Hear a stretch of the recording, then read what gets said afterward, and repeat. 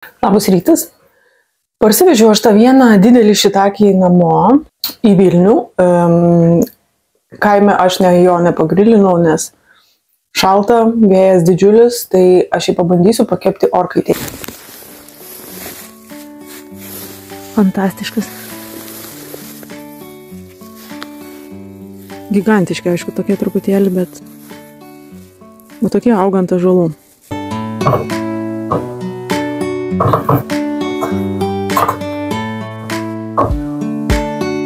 Kotelį biškį patrumpinsim.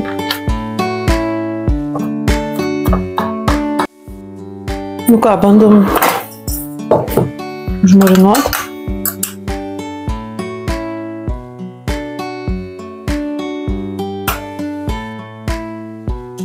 Čia yra actas, aliejus. Actas, aliejus, druska, pipirai ir česnakas.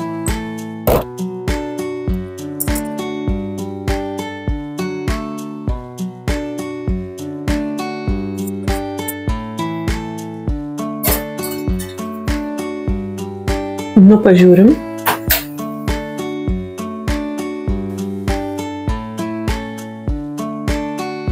Gerai kepa.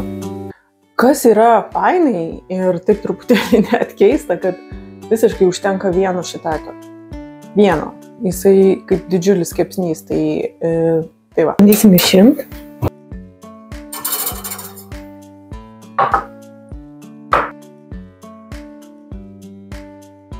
Nu, pabandysim paragauti.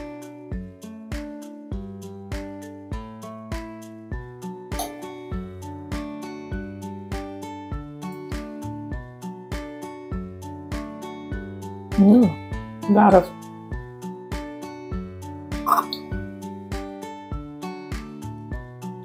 Geras. Gerai iškepęs. Nekietas. Actas duoda tokią gerą rūgštelę. Nu, skanus.